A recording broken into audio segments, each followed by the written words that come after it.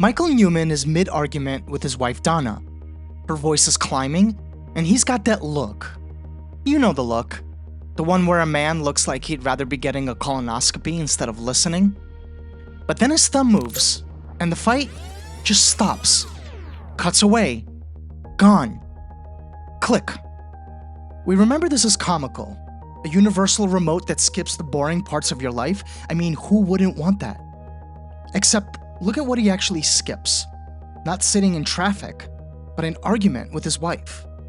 One of the first things Michael Newman decides isn't worth his time is a fight about his marriage. Click, the 2006 Adam Sandler movie, hides one of its strangest character arguments inside a, Adam Sandler movie. Here's the question worth sitting with. Did the remote steal Michael Newman's life? Or did Michael spend the whole movie teaching it exactly what his life was worth? Because those are two very different movies. In one, Michael is a victim of a device he never should have picked up. And the film is a warning about letting technology run your life. In the other, the device is just very good at listening. And the warning is about something Michael was already doing long before he ever touched that remote. We're about to watch him prove which one this actually is. Adam Sandler plays Michael Newman, an architect chasing a partnership, bigger house, and a version of success that keeps moving the finish line back. He's got a wife who loves him, 2 kids who want him around, and a father who calls just to hear his voice. None of it feels urgent, because none of it has a deadline attached. And the remote arrives, promising exactly what Michael already wants. Skip the traffic, skip the noise, get to the good part faster.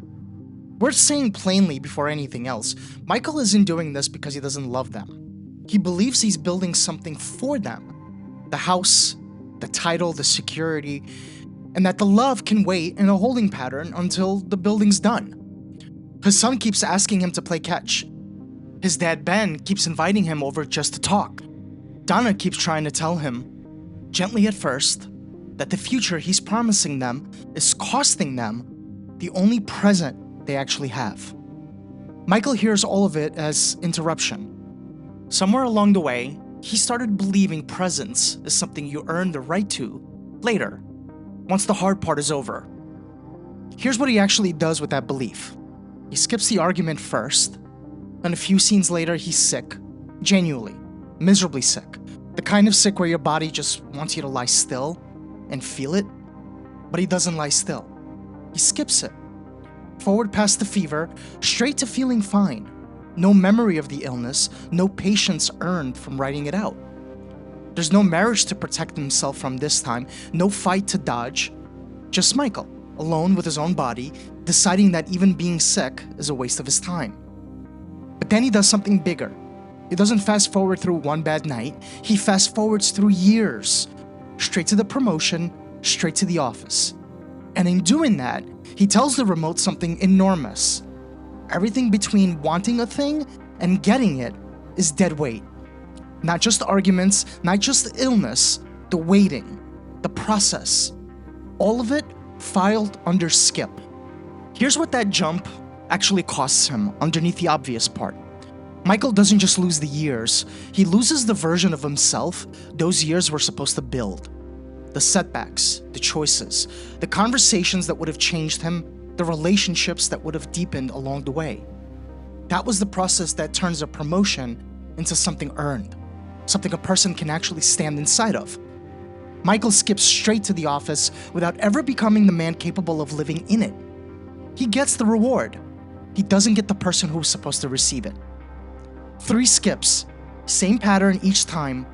Michael teaching the remote exactly what he already believed. Only the reward counts, and everything standing between him and it is disposable. He didn't need the remote to hold that belief. He just needed something patient enough to act on it without ever getting tired of it. By the time automatic mode kicks in and starts making these choices without him even touching the remote, it's not malfunctioning, it's fluent. Strip away the conscious choosing, and what's left standing is just the habit. Polished, efficient, hollow. convincing enough to fool anyone who isn't looking closely. Not an evil twin, just Michael, reduced to whatever he's practiced most. Until now, this has looked like a story about Michael losing his own life. Here's where it turns, because the people who love him don't experience an absence they can point to. They experience a substitute standing in the exact same clothes, answering to the exact same name.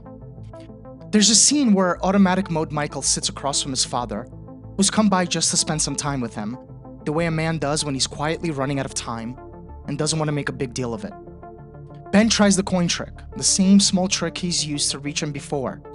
The kind of move fathers fall back on when they don't quite know how to say what they mean, so they show it instead. It's not really about the trick. It's an opening, a way of asking his son to sit still with him for 5 minutes. Nothing more than that. Autopilot Michael barely looks over, dismisses it the way he'd dismiss a coworker's small talk, already half turned towards whatever's next on the list. Ben tries again anyway, a little longer than he needs to, the way people do when they're still hoping the other person will meet them halfway. Michael doesn't. There's no argument, no scene, just a father slowly understanding that this isn't landing.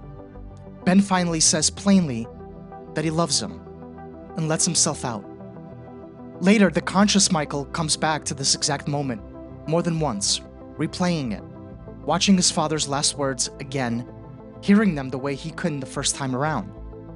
But the remote only lets him watch. It doesn't let him answer differently, doesn't let him put the coin trick down and actually sit with the man in front of him. He becomes fully present for that afternoon only once his father is no longer in the room to receive it. Replay isn't repair. Ben spent that afternoon with a Michael-shaped performance and had no way of knowing it. He isn't the only one. Michael's son grows up around the same substitute. At the birthdays and dinners a kid only gets once, learning to read a version of his father that's polite, present in the body, and entirely unreachable. Donna raises a family next to a man who's physically at the table, but functionally somewhere else, still waiting for the version of him she married to come back from wherever he's gone. None of them signed up to be loved by an autopilot. They didn't get less of Michael, they just got a version of him running on old instructions, smiling in the right places, saying nothing he actually meant, with no way to tell the difference. He didn't just lose his own life, he outsourced his presence, while everyone around him kept believing they were receiving the real thing. That's a colder problem than a man who missed his own years. It's a man who quietly left other people spending their years on a copy. Notice how the film gets you complicit in this before it ever asks you to feel the cost. The sound design in the first half, the click of the button, the whoosh of compressed time, is edited to feel good. Efficient, almost musical. Early on, the cuts are clean and quick. Traffic gone, an argument gone, a boring meeting gone, and every time the edit rewards you with a small burst of relief, the same relief Michael feels. Then, without changing that rhythm at all, the same click starts landing on things you don't want gone. A Christmas morning, a version of his son who's suddenly a teenager, taller than Michael remembers him being. 1 second the kid is asking him to play catch, the next, he's got a girlfriend and barely looks up. Same clean cut, same button sound. Nothing in the craft tells you to feel sad. It just keeps skipping at the exact same speed it always has. And that consistency is what turns your stomach. The editing doesn't get darker, it gets faster, and staying the same speed is exactly what makes it horrifying. The film spends its first half training you to enjoy this rhythm, and its second half refusing to change that rhythm even once you no longer want it. Even the click itself is engineered to feel satisfying, a short tactile snap, closer to a toy than a machine. Early on, it lands right on the punchline of a joke, timed the way a laugh track would time it, so your brain files it under comedy before it's had any chance to file it under loss. That's the whole trick. The film never needs you to notice a shift later because nothing in the craft ever shifts. It's the same snap that made you laugh at the traffic jam disappearing, now landing on a childhood disappearing, and the rhythm doesn't know the difference. Only you do. We laughed because the shortcut felt good to us too. But this isn't really a movie about a remote control. It's about a habit most of us already have. Measuring whether a moment counts by whether it produces something. A slow afternoon doesn't feel like it counts. An uneventful gathering with your family doesn't feel like it counts. We build our own quieter versions of automatic mode for this. Calendars that auto-schedule around us. Small conveniences that let us hand off whatever feels like friction. None of that is the villain. The belief underneath it is the one Michael has, and most of us share in smaller doses. That the parts of life which don't produce something are parts we're allowed to skip, and that the people waiting for us in those parts will simply understand. And here's the harder thing to sit with. We didn't want Michael to lose his family. Nobody's rooting for that. What we wanted was what he wanted, to skip the argument, the illness, the waiting room, the slow, uneventful day, and arrive at the good part without having to live through what stands in front of it. That familiarity is exactly what makes the remote dangerous. Not that it's foreign to us, but that Michael's definition of wasted time is basically our own. The real fantasy was never having a remote.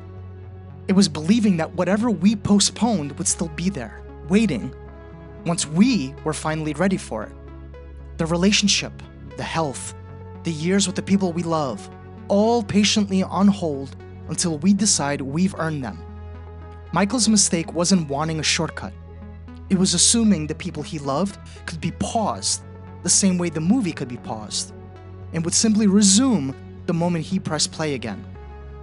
And somewhere in that assumption, the people around us stop waiting for who we are and start waiting for who we keep promising to become.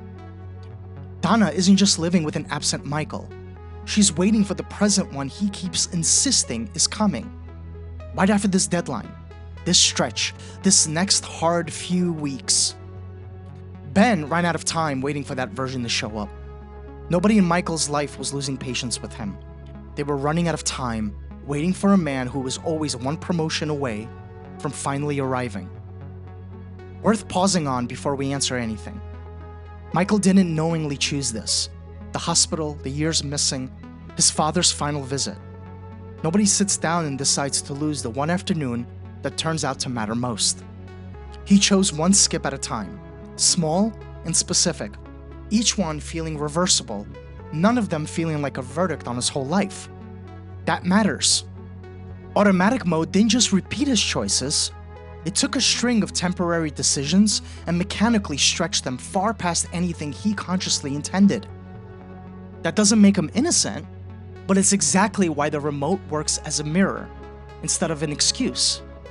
Habits don't preserve the reasons we made them, they only preserve the pattern. Michael meant each skip to solve one temporary problem. His habits never knew the difference between that and skipping his whole life. So go back to the end. Michael in the rain outside the hospital, trying to reach his family before he collapses. No remote left to grab for. No shortcut in his pocket, just his own body, slow and soaked, forced to feel every second of the distance between him and the people he loves. Every step costs him something. The cold, the wet clothes, the ache in his chest, and none of it skips.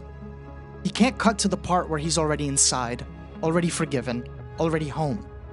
He has to cross the actual distance, in real time, the way he never once let himself do before. In the beginning, an argument was something to escape. Proof to Michael that a moment wasn't worth living. Here, in the rain, discomfort is the opposite. It's proof he's finally, actually there. The one thing he spent the whole movie trying to skip, the hard, ordinary physical experience of being present, is the only thing he's fighting to hold on to. So, was the remote really the villain? It's dangerous, no question. Automatic mode does real damage. It takes a father's last visit and replaces it with a performance nobody can tell apart from the real thing. But every value it acted on, Michael supplied first. The remote didn't invent his absence, it just executed it, faithfully, at scale, long after he'd have wanted it to stop. His tragedy isn't that a machine turned against him. It's that the machine obeyed him completely, did precisely what he asked, for years, without either of them ever asking whether he meant it. The remote didn't take his life from him. It followed his instructions. Michael Newman disappeared by skipping ahead. Next time, we're looking at a film about men who disappeared by refusing to stop looking back. David Fincher's Zodiac. It's not really a serial killer movie. It's a movie about what happens when the search for an answer becomes the only place a person still feels alive, long after everyone around them has moved on. That's next, here on The Prism, and until next time, thank you for watching, and please take care of yourself.